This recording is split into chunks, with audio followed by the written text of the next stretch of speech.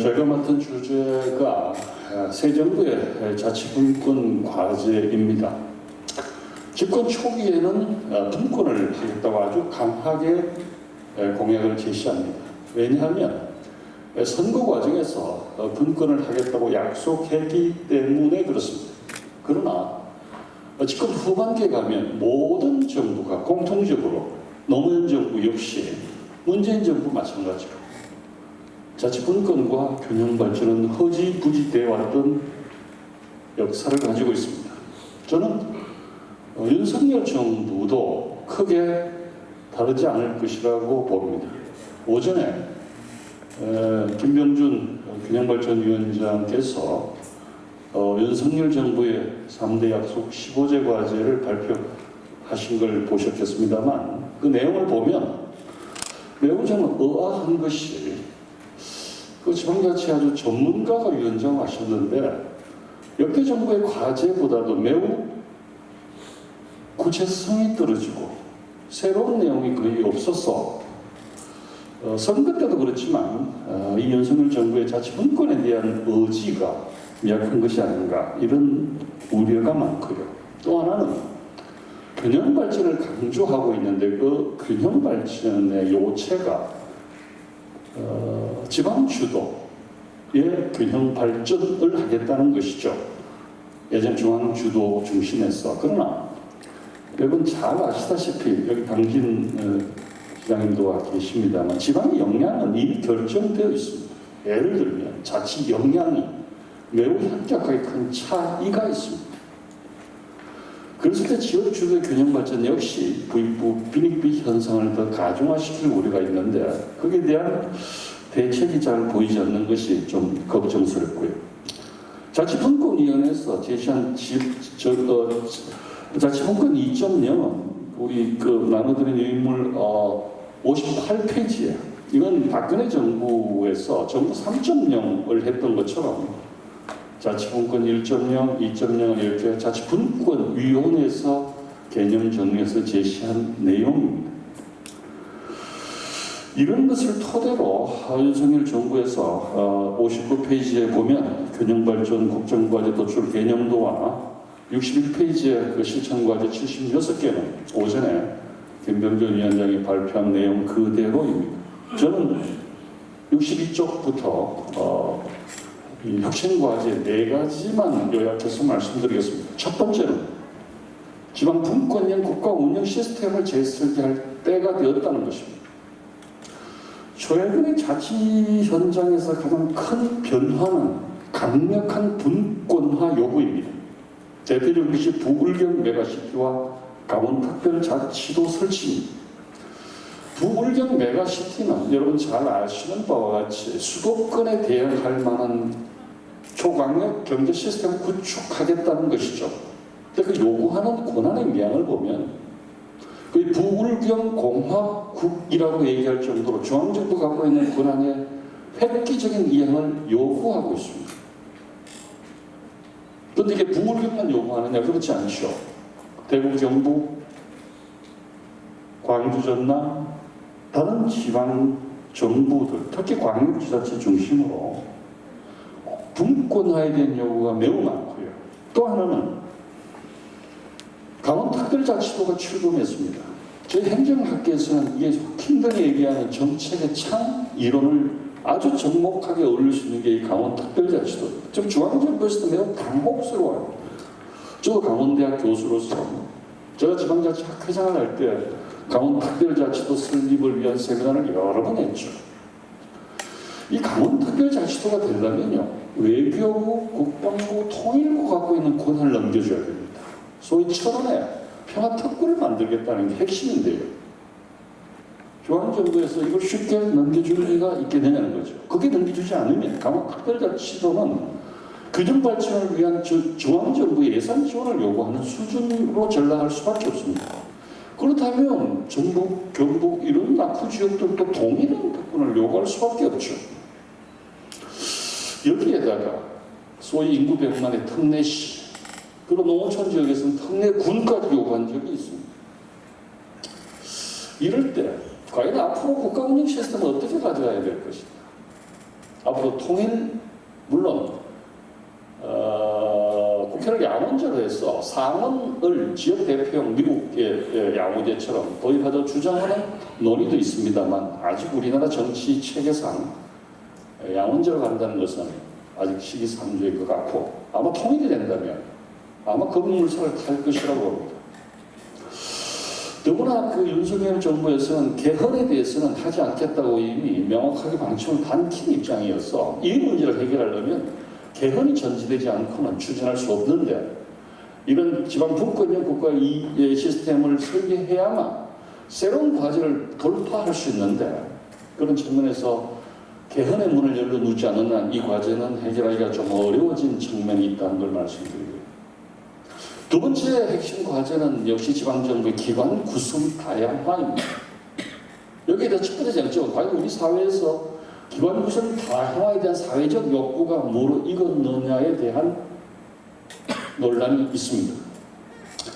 그러나 지방정부 구성 다양화는 외국의 사례도 그렇고요. 독일, 영국, 미국, 영국 마찬가지로 대도시에서는 우리와 처음 기관 분립형이 대세적인 흐름입니다. 영국도 최근에는 기관 분립형으로 대도시적으로 가는데, 우리가 지방정부 기관 구성 다양화를 한다면 광역이는 아니면 기초 중에서도 농어촌 지역, 특히 농어촌 지역은 현재 기관 대립형의 그 지방 정치 구조로서는 지역의 활력을 돌파하기 어렵다는 공감들이 형성되어 있습니다. 그래서 소위 얘기한 시티 매니지형, 책임 행정관형, 이런 기관 구성이 아마 농촌 지역을, 특히 인구 소멸로 지방 소멸이 우려되는 지역에서 이런 그 지방 분권화의 지방 정부 기관 구성 다양화를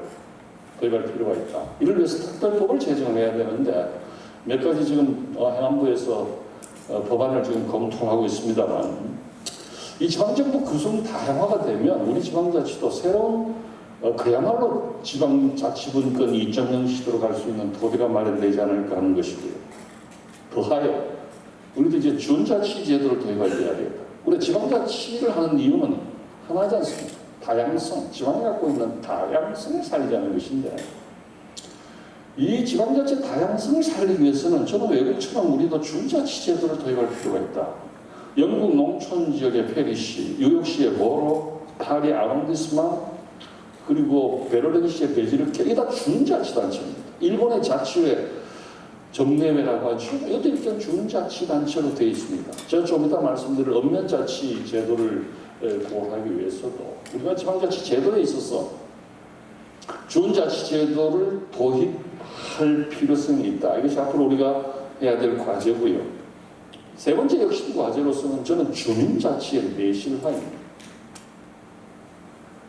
이번에 그 개정된 지방자치법에 주민자치에서 주민주권, 국민주권과 마찬가지로 주민주권의 선언적 내용으로 들어가 있죠. 주민주권을 구원할 수 있는 방법은 역시 주민자치인데, 지금은 매우 형식화되어 있죠. 지금 주민자치라는 것은 거의 읍면동의 하부 기구 내지는 소규모 그 읍면동에서 위탁하는 그 문화 프로그램을 운영하는 정도에 불과합니다. 대표성과 자율성이 현격하게 떨어져 있죠. 이거를 보완하지 않으면 형식화될 수밖에 없다. 그래서 이 자치분권 2.0도 핵심은 주민자치입니다. 우리가 기존의 단체자치에서 주민자치로 전환했다는 것이 지방자치의 패러다임 전환이라고 얘기하는데, 그렇다면 주민자치를 내실화해야 된다는 거죠. 법제화의 근거도 만들어야 되지만 저는 주민자치를 투 트랙으로 접근해야 된다고 봅니다. 농촌 지역과 도시 지역의 주민자치는 수준과 범위와 이 대상이 현격하게 차이가 있습니다.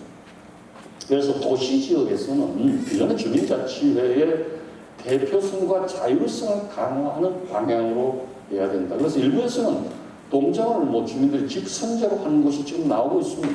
시범적으로. 주민자치 대표성을 확보하는 것이 이제까지는 선결 과제고요. 독자적으로 사업을 추진할 수 있는 권한을 부여하는 것, 이건 도시지역의 자치회를 활성화하는 것이고, 저는 농촌 지역에서는 읍면자치를 부활해야 된다고 봅니다. 이유는 두 가지. 하나는 우리가 지금 균형 발전과 소멸 지역을 대체하게 하는 무수한 예산을 투여했고, 저는 강원대학교에 재직하고 있습니다만 강원대 폐광 지역에 정부가 수십조 원의 예산을 들였습니다. 여전히 낙후 지역입니다. 지금 우리 낙후 지역 균형 발전은 그렇겠지만 저는 지금과 같은 방식으로는 전환이 어렵다고 봅니다. 특히 윤석열 정부가 지금 하고 있는 여러 가지 프로그램을 보면 역대 정부와 큰 차이가 없습니다. 프랑스의 계약제도 우리도 도입해서 했죠. 별 효과를 거두지 못했습니다.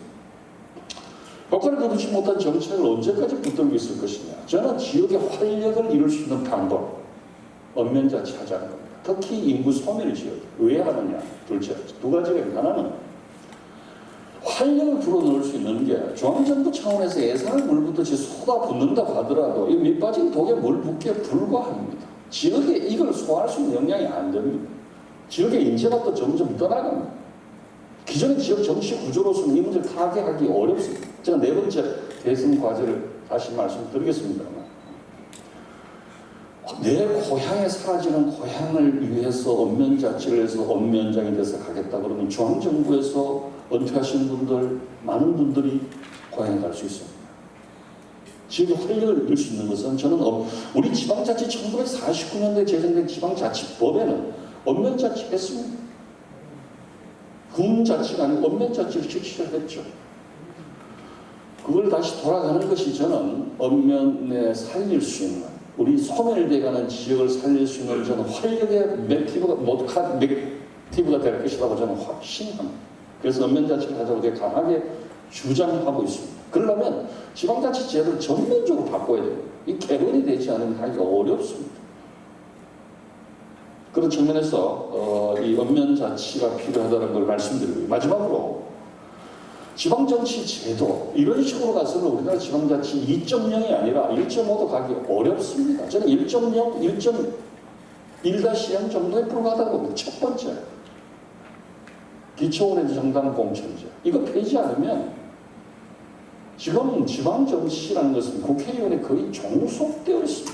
특히 특정 지역, 빨간당, 파란당 중심의 색깔이 쏩니다. 후보들은 국회의원들에게 눈도장 찍기 바쁘지 지역에 대해서 경쟁하지 않습니다. 그 폐해가 점점점 늘어나고 있습니다만 이 국회의원들이 이 법을 고치려고 하지 않죠. 이건 이해구조와 권력구조의 배분의 문제이기 때문에 쉽지 않습니다. 그러나 저 우리나라 지방자치의 발목을 잡고 있는 첫 번째 걸림돌은 최소한 기초의원에 대한 공천제 빨리 폐지해야 됩니다. 두 번째는 지역정당 설립할 때가 됐다고 봅니다. 여러분들은 우리나라 양당 정치 구조에 대해서 어떻게 느끼고 계시는지 모르겠습니다만 저는 희망이 없지 않느냐. 이런 극한적인 대립 구도의 정치에 국민들이 과연 무엇을 기대할 수 있을 것인가. 저는 양당 정치의 이익 갈등과 극한 대립으로 가는 정치 구조, 우리나라의 민주주의 미래를 망칠 뿐만 아니라 지역을 더더욱 망칩니다. 경쟁할 수 있는 제3의 정당에 출연하지 않으면 지역정당을 설립하죠. 지역정당을 설립하죠. 그래서 지역정당을 설립하려면 정당법을 개정해야 돼요. 이것이 우리 정치의 근본적인 발전을 도모할 수 있는 길이다라고 저는 주장하고요. 마지막으로 지방선거에서 청년 할당제 도입하자는 겁니다. 우리가 지금 여성 할당제를 도입했는데요. 기초의 의원들은요, 비례대표까지 합치면 거의 30% 정도 지금 육박하고 있습니다. 그래서 여성 할당제도 이제는 단체장의 30% 할당제로 바꿔야 됩니다. 사실 지방 정치의 핵심은 단체장이죠, 단체장. 지금 우리가 지방의회 권한을 현격하게 강화하는 방향으로 가고 있습니다만 역시 단체장. 그럼 여성들이 단체장이 될 수 있어야 되는데 지금 거의 없습니다. 그래서 기초의원에 대한 여성 할당제는 어느 정도 저는 목표를 달성했다고 봅니다. 기초단체장에 대한 여성 할당제를 정당들이 채택할 수 있도록 시민사회에서 요구해야 된다고 봅니다. 대신 그 자리에 누구를 주느냐? 청년 할당제. 남성, 여성이든 청년. 지금 이번 선거의 두드러진 특징 중에 하나가 2030 세대의 기초의원 진출입니다. 이들이 기초의원에서 당선될 수 있기 위해서는 정당 공천제와 함께 선거 공영제를 마련해서 이들이 선거 비용을 국가에서 대주는 공영체제를 확대해야 됩니다. 그래야 우리 지방 정치가 살고 지방 자치가 살고 한국 정치가 저는 회복될 수 있다고 이사님.